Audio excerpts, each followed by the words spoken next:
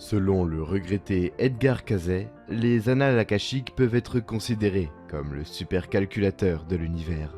Une installation de stockage centrale de toutes les informations. Collectivement, les annales akashiques sont un champ d'énergie qui contient la connaissance passée, présente et future de toutes choses. Et cela se manifeste partout à la fois.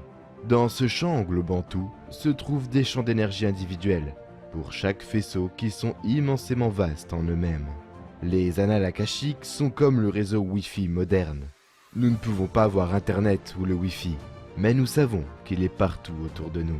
C'est quelque chose d'invisible, mais si vous y accédez, vous pouvez accéder à des informations illimitées, presque partout sur la planète où il y a Internet.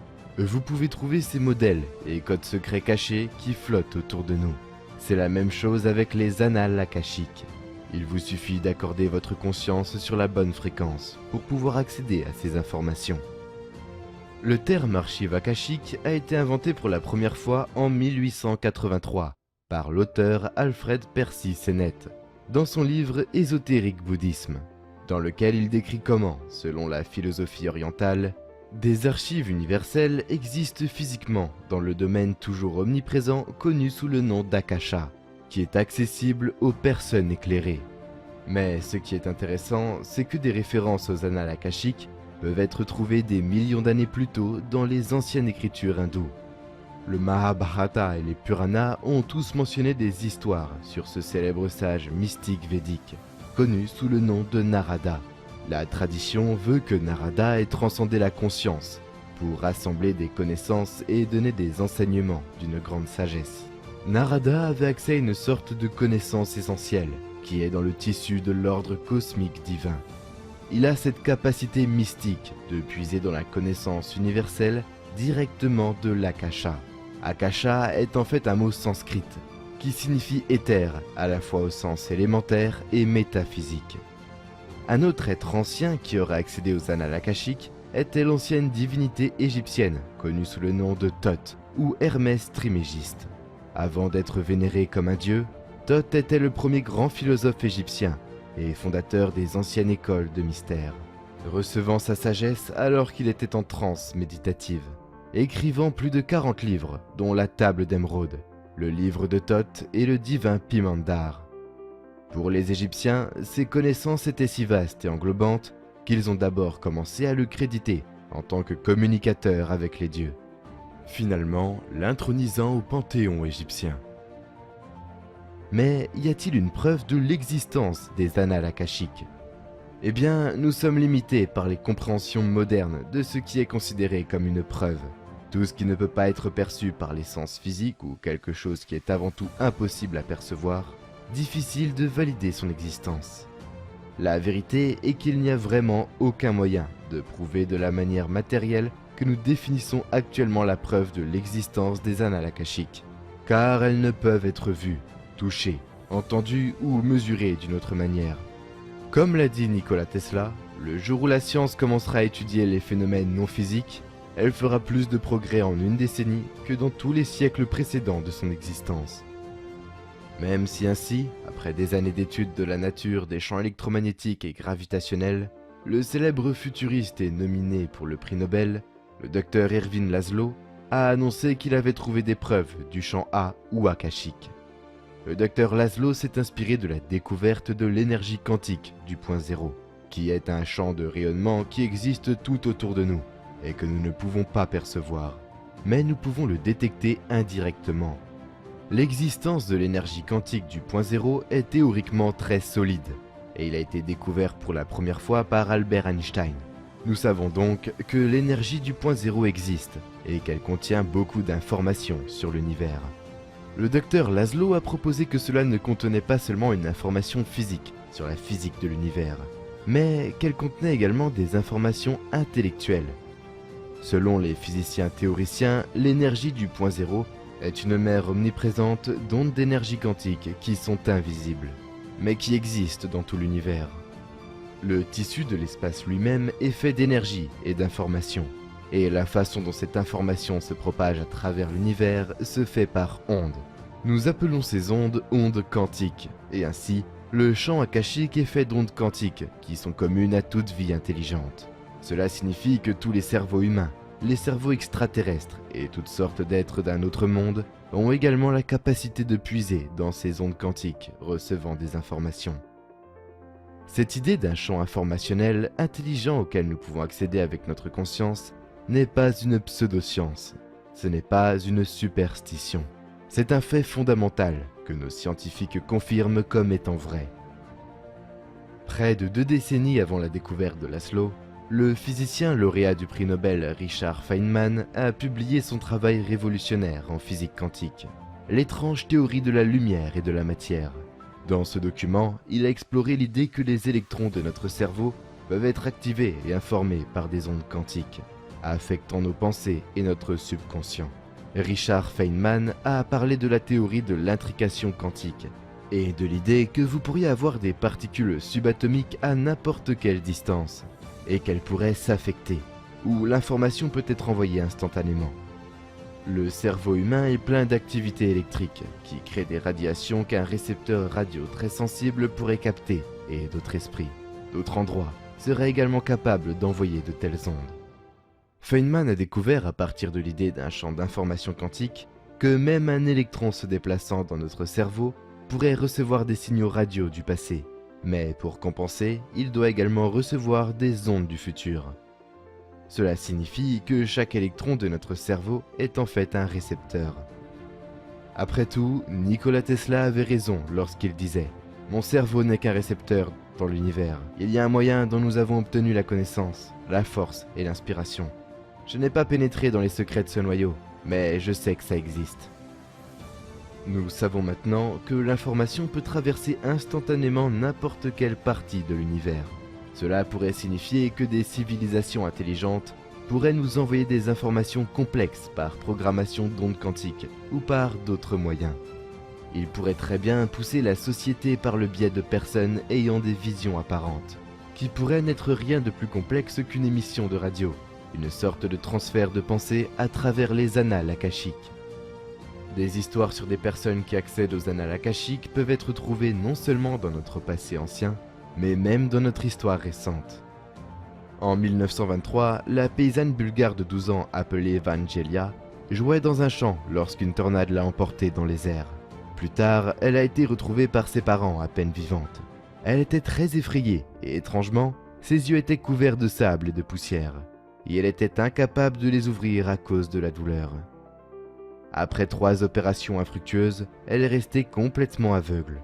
Après l'accident, lentement, Vangelia a développé une capacité frappante à prédire l'avenir et a commencé à faire des révélations précises pour la population locale.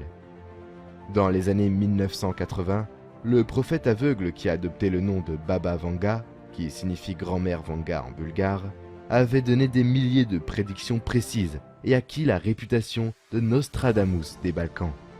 Baba Vanga a dit qu'elle pouvait tout voir dans son esprit, et quand elle regardait une personne, elle a dit qu'elle pouvait voir toute leur vie, dans sa totalité, de la naissance à la mort, comme si elle regardait un film.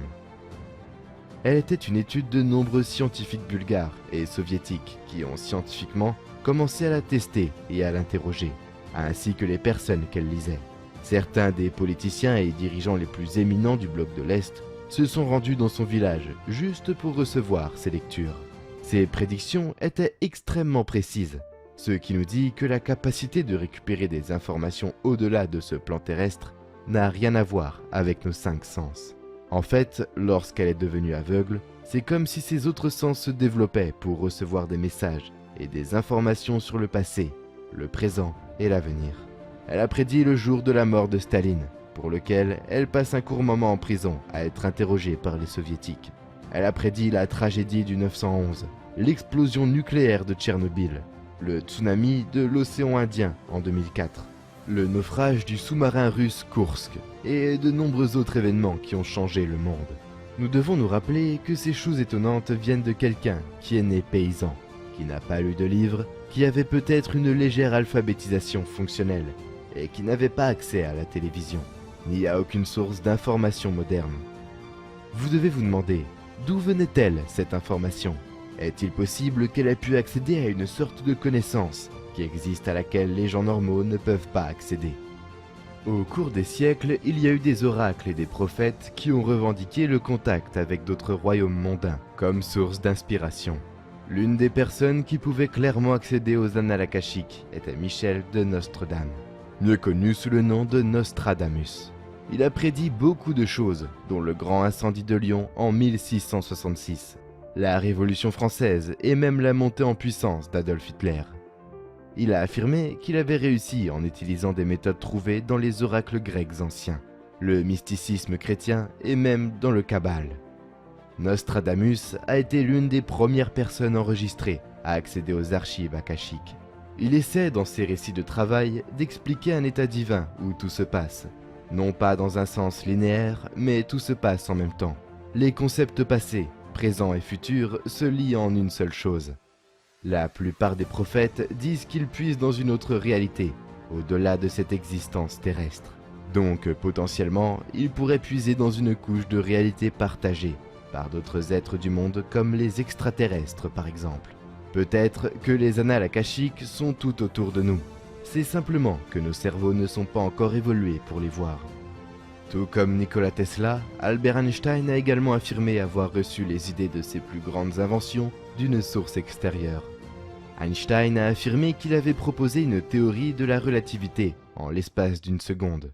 Il a dit que l'idée lui était venue de nulle part.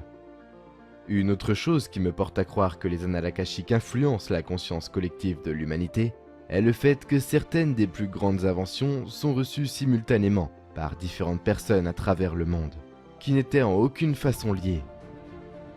Deux sociologues de l'université de Columbia, William Ogburn et Dorothy Thomas, ont publié un article dans la revue de l'Academy of Political Science, intitulé « Les inventions sont-elles inévitables ?» Dans ce document, ils citent 148 cas d'inventions simultanées, où deux individus ou plus, chacun opérant sans connaître le travail de l'autre, ont proposé la même innovation ou théorie révolutionnaire en même temps. Comment se fait-il que des gens de différents continents, de différentes cultures, puissent avoir la même idée, presque exactement au même moment ? La découverte de la relativité par Einstein a été précédée presque simultanément par un physicien théoricien, un Français du nom de Poincaré. Peut-être qu'à mesure que le temps passe et que notre conscience collective évolue vers un nouveau niveau de perception, des connaissances vitales sont libérées dans le champ collectif de l'information, et des millions de personnes sont capables de les recevoir et de les exprimer. Il y a beaucoup d'autres personnes qui ont fait des explorations extraordinaires des annales akashiques, y compris Su Jujin, un homme de Chine, qui a découvert et décrit l'histoire de la vie de quelqu'un uniquement en connaissant le prénom de la personne. Selon les croyances spirituelles, les archives akashiques sont également connues sous le nom de livres de vie pour un individu et contiennent toutes les pensées, paroles, intentions, émotions et actions de cette âme, depuis le moment où il quitte son point d'origine jusqu'à la fin des temps. Ce champ contient également les significations et les liens les plus profonds entre chaque élément d'information, ainsi que le but, les appels, les talents et les leçons de l'âme. Les informations contenues dans chaque enregistrement d'âme deviennent disponibles via une certaine fréquence unique, comme une empreinte digitale codée dans les énergies de l'univers. Les annales akashiques sont les enregistrements énergétiques du voyage de votre âme depuis vos débuts.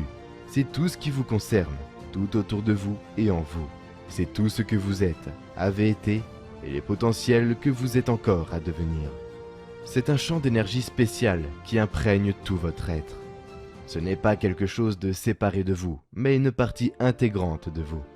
Je crois que les annales akashiques sont des documents vivants et changeants. Au fur et à mesure que vous changez, guérissez et grandissez, vos archives akashiques personnelles sont mises à jour pour refléter ces changements. Comme vous pouvez l'imaginer, vos annales akashiques contiennent une quantité infinie d'informations.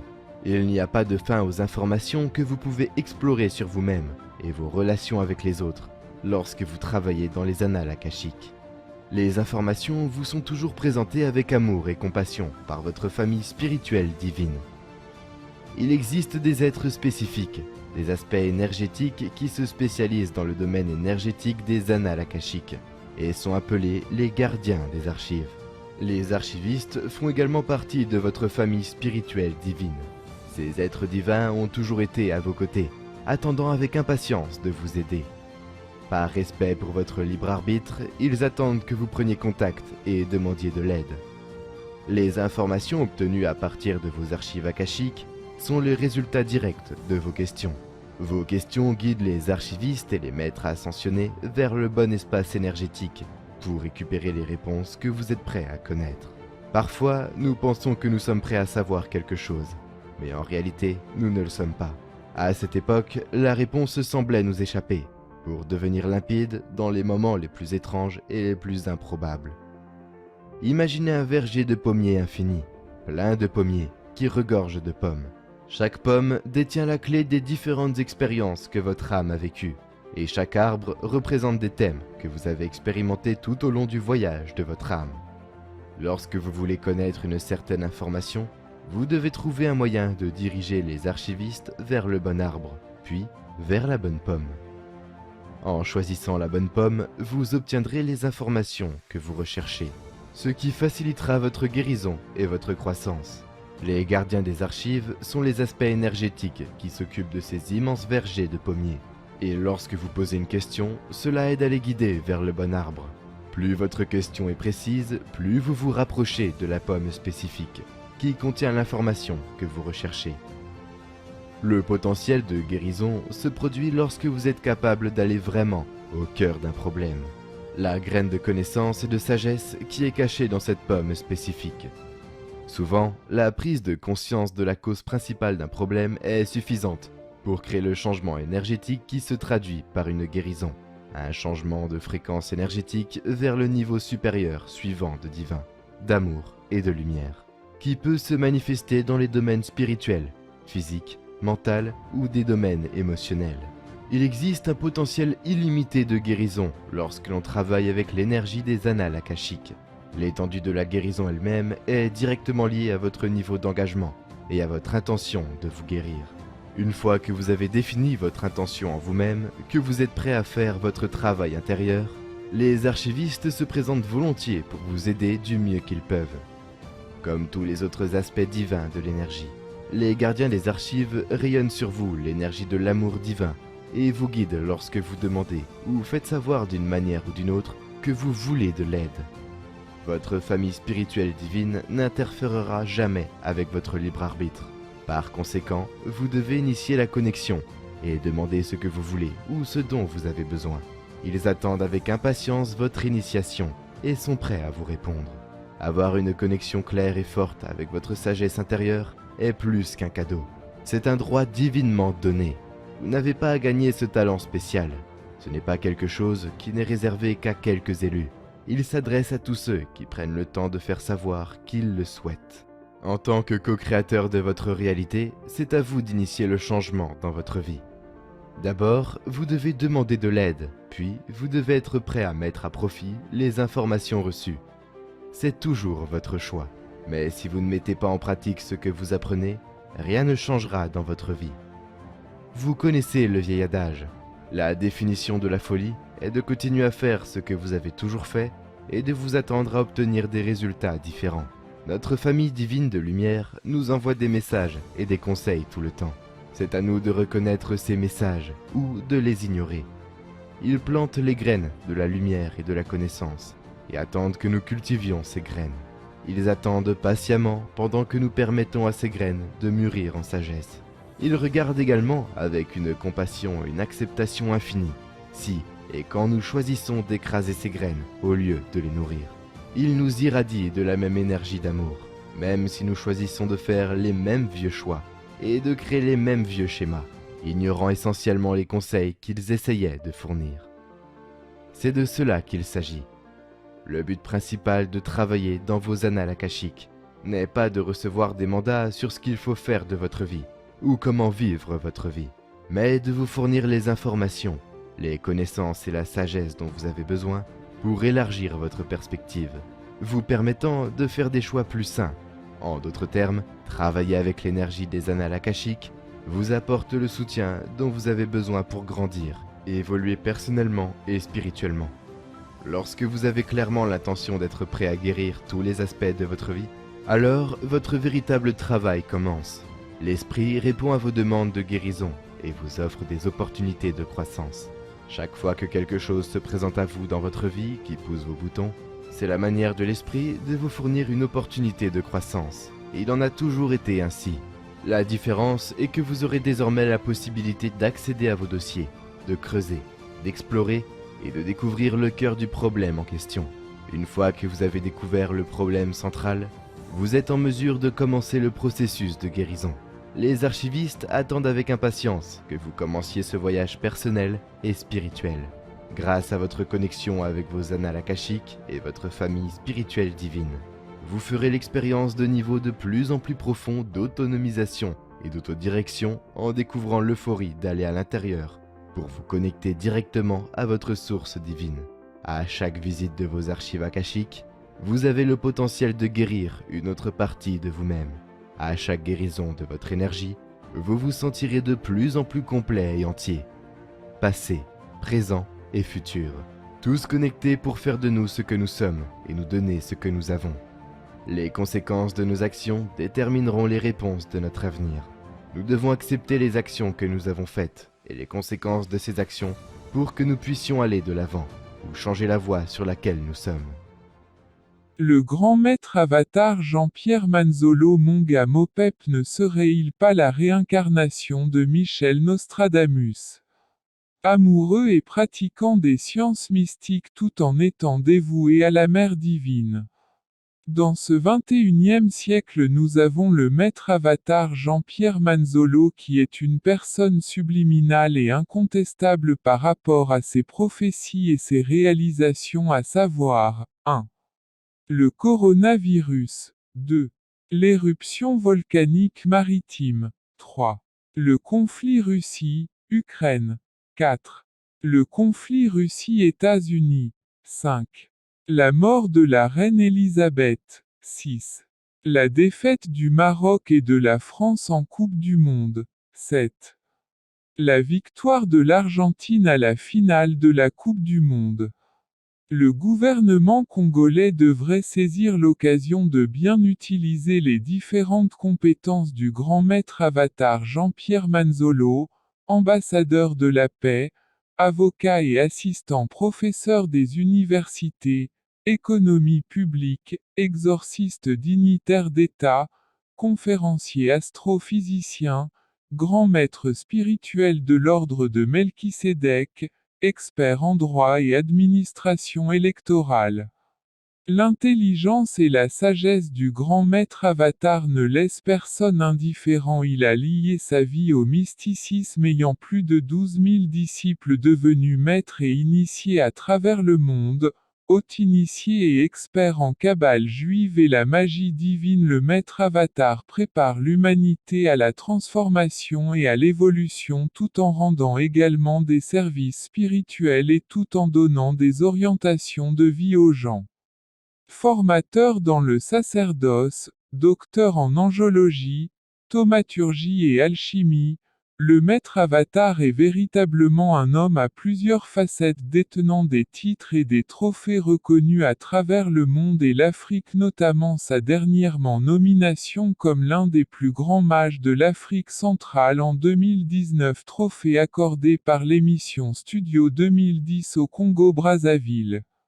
Le maître avatar est un homme marié à Madame Halima Geichina et père de famille des 3 enfants. Donc au-delà de la spiritualité, c'est un travailleur qui gagne sa vie comme tout le monde dignement dans la société à cause de ses multiples aptitudes et son long curriculum vitae.